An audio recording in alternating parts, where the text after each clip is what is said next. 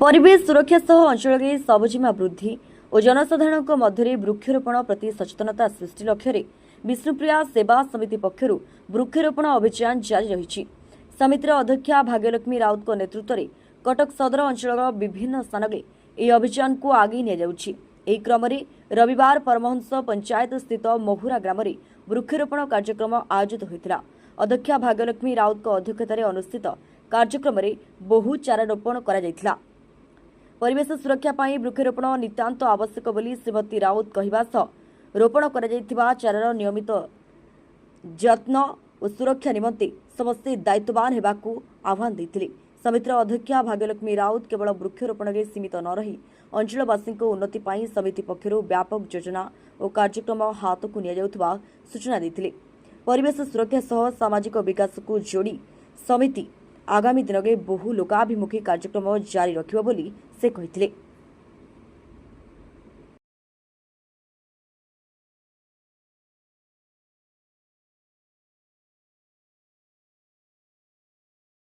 माध्यम आज वृक्षरोपण कार्यक्रम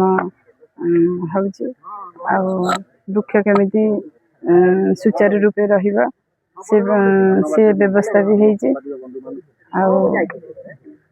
समस्त सांबादिक भाई मान को अभिनंदन शुभेच्छा।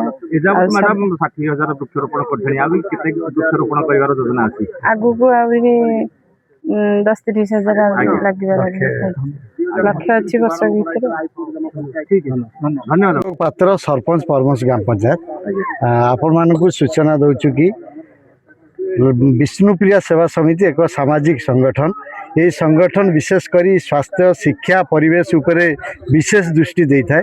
यह आखि आगे रखी विष्णुप्रिया सेवा समिति 1 लाख वृक्षरोपण कर जो निष्पत्ति नहीं ये आगुरी विभिन्न पंचायत वृक्षरोपण कार्यक्रम चली। आज बड़ खुशी कथा मो पंचायत परमस ग्राम पंचायत महुरा विश्वेश्वर मंदिर प्रांगण एक विराट पड़िया अच्छी जो थे कि आज आम मुख्य अतिथि आमर लोकप्रिय चेयरमैन विष्णुप्रिया सेवा समितिर प्रतिष्ठाता भाग्यलक्ष्मी राउत आसी निजे स्वयं आसी पहुँची से वृक्षरोपण कार्यक्रम टाक उद्घाटन कले। आपर भी वृक्षरोपण एमती चालू तो आमर जो विष्णुप्रिया सेवा समिति यही निष्पत्ति निए जो वृक्षरोपण कार्यक्रम हुए तापर से गछटा केमती बढ़ी कि से गछ बड़ हम से पर्यंत भी तार दायित्व ये विष्णुप्रिया सेवा समिति निए।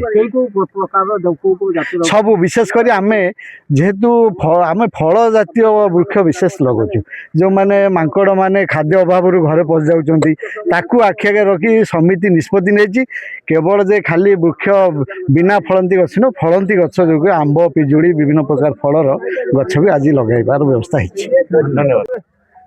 मु सुबोध बेहरा कटक सदर विकास मंचर सभापति तथा विष्णुप्रिया सेवा समितिर जड़े साधारण सभ्य। अनेक समय विभिन्न कार्य कर विष्णुप्रिया आग धाड़ी अच्छी कटक सदर अंचल में आज जो महत्व कार्य केते गछ लगिला एवं आउ केते बाकी रही निश्चिंत धन्यवाद देवी विष्णुप्रिया सेवा समितिर जी एडवाइजर अच्छा युव उद्योगी एवं समाज युव समाजसेवी विक्रम राउत महोदय को धन्यवाद देवु। से ट्रस्ट जी सभापति अच्छा कटक सदर ब्लॉक अध्यक्षा तथा विष्णुप्रिया सेवा समितिर चेयरमैन भाग्यलक्ष्मी राउत महोदय को तांकर निर्देश रे आमे 2023 रु जे निष्पत्ति नहीं 1 लाख वृक्षरोपण करने एपर्यंत 50-60 हजार ऊर्ध्व वृक्षरोपण आमर सरी ए वर्ष जारी रही। तेणुक खाली वृक्षरोपण नुह विष्णुप्रिया सेवा समिति शिक्षा स्वास्थ्य एवं जे अंतिम क्रिया योजना गोटे जे अच्छी जे हठात गोटे लोक किए मरी जाऊँगी हठात 3000 टंका तांको घरे 12 घंटा मध्य पहुँचुची एवं गरीब गुरुआ पिला मानकर जी बाहा पारुना सहयोग साहाय्य कराउची। एबे तो मु देखुची जे आम अंचल प्राय 20 जन ऊर्ध्व मृत्युवरण करथिबा गरीब लोक घरे 11 कार्यक्रम जो 200-300-400 खाद्य पेय जो व्यवस्था से विष्णुप्रिया सेवा समिति कर चली। जहाँ प्रभु जगन्नाथ पाखे मुझे प्रार्थना करुच्ची एवं तांको कोटि कोटि जगन्नाथ को जे तांको परिवार को सब ठाकुर घंट गोड़े रखु कारण से माने आम अंचल देवता कहले उत्पत्ति हम ना कारण सबू सेवा कार्यक्रम से योगदान कर सहयोग कर आम अंचलवासी भगवान दरिका देखुं। ये धन्यवाद देवी जहाँ ଗୋଟେ ଗୋଶାଳା ବିଷୟରେ କହୁଥିଲେ। ନିଶ୍ଚିନ୍ତ ଗୋଶାଳାଟା ଆମର ବିଷ୍ଣୁପ୍ରିୟା ସେବା ସମିତିର ଯେ ଆଡଭାଇଜର ବିକ୍ରମ ରାଉତଙ୍କ ସହିତ ମଧ୍ୟ ଆମର ବିଷ୍ଣୁପ୍ରିୟା ଯେଉଁ ସଭ୍ୟ ସଭା ବୈଶିକ ମିଟିଂ ସରିଛି। କେଉଁ ଜାଗାରେ କରାହେବ ତାର ମଧ୍ୟ ତାର ଗୋଟେ ସରକାରୀ କ୍ରାଇଟେରିଆ ଅଛି। ସେ କ୍ରାଇଟେରିଆ ହିସାବରେ ଏଇଟାକୁ ଆମକୁ କରିବାକୁ ପଡ଼ିବ। ତେଣୁକରି ନିଶ୍ଚିନ୍ତ ଆଗାମୀ ଦିନରେ କଟକ ସଦରରେ ଗୋଶାଳା ହେବ। ନିଶ୍ଚିନ୍ତ ଶହ ଶହ ଗାଈ ଗୋରୁ ଯେଉଁ ବୁଲା ଷଣ୍ଢ ମଧ୍ୟ ଅଛନ୍ତି ତାଙ୍କୁ ମଧ୍ୟ ରଖାଯିବ। এইটা নিশ্চিন্ত আগামী দিনের এইটা ধার্য করা যাইছে বিষ্ণুপ্রিয়া সেবা সমিতি। ধন্যবাদ। এক ସରପଞ୍ଚ ପରମହଂସ। ଆଜ୍ଞା ପରମହଂସ କହିଲେ ଠାକୁରଙ୍କ ନାଁରେ ବି ଅଛି ପରମହଂସ। ଆଜି ଗୋଟେ ବୃକ୍ଷରୋପଣ କାର୍ଯ୍ୟକ୍ରମ ହେଲା। ଆଜ୍ଞା କେତେ ଦୂର ଆଗକୁ ଦେଖୁଛନ୍ତି ଆଗାମୀ ଦିନରେ ଯୁବପିଢ଼ି ମାନଙ୍କୁ ଗୋଟେ ସଚେତନ ବାର୍ତ୍ତା ଆସିବ? ଏ ତ ଗୋଟେ ବଡ଼ ସଚେତନ ବାର୍ତ୍ତା ଆସିବ। ଏ ବାର୍ତ୍ତା ଭଲ ଯିବ ଯେ ବୃକ୍ଷ ହିଁ ଜୀବନ। ସବୁବେଳେ ବୃକ୍ଷ ରୋପଣ ସରକାର ବି ଏପରେ ବହୁତ ଯୋଜନା କରୁଛନ୍ତି ବୃକ୍ଷରୋପଣ କେମିତି ହଉ। ମୁଁ ଧନ୍ୟବାଦ ଦେବି ବିଷ୍ଣୁପ୍ରିୟା ସେବା ସମିତି କି। ସିଏ ତାଙ୍କର ଗୋଟେ ମିଶନ କରିଛନ୍ତି ଆଜି ବୃକ୍ଷରୋପଣକୁ। ବିଷ୍ଣୁପ୍ରିୟା ସେବା ସମିତି ତାର ଯେତେ ଗରିବ କଲ୍ୟାଣ ଯୋଜନା ଅଛି ସରକାରଙ୍କର, ସେ ବେସରକାରୀ ଭାବରେ ମଧ୍ୟ ବହୁତ ଗରିବ କଲ୍ୟାଣ ଯୋଜନା ବି ହାତକୁ ନେଇଛନ୍ତି।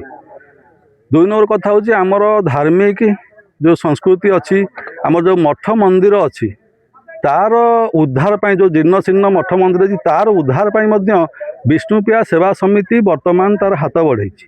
ସେଥିପାଇଁ ଅଶେଷ ଧନ୍ୟବାଦ। ସେ ସମାଜର ବିଭିନ୍ନ କ୍ଷେତ୍ରରେ ତାଙ୍କର ସେବା ଦେଉଛନ୍ତି ଆଉ ତାଙ୍କର କାମ ବି କରୁଛନ୍ତି। ତେଣୁ ଆଜି ଏଇ ବୃକ୍ଷରୋପଣ ଆମ ଗାଁରେ ହେଉଛି। ସେଥିପାଇଁ ବିଷ୍ଣୁପ୍ରିୟା ସେବା ସମିତିର ଅଧ୍ୟକ୍ଷା ଏବଂ ତାଙ୍କର ଯିଏ ପରାମର୍ଶଦାତା, ତାଙ୍କର କାର୍ଯ୍ୟକର୍ତ୍ତା ସମସ୍ତଙ୍କୁ ମୁଁ ମୋ ହୃଦୟରୁ ଧନ୍ୟବାଦ ଦେଉଛି ଯେ ତାଙ୍କର ଏଇ କାର୍ଯ୍ୟକ୍ରମ ଆଗାମୀ ଦିନେ ଜାରି ରହୁ। ଆମର ଯାହା ସାହାଯ୍ୟ ସହଯୋଗ ରହିବ ତାଙ୍କ ପ୍ରତି ରହିବ।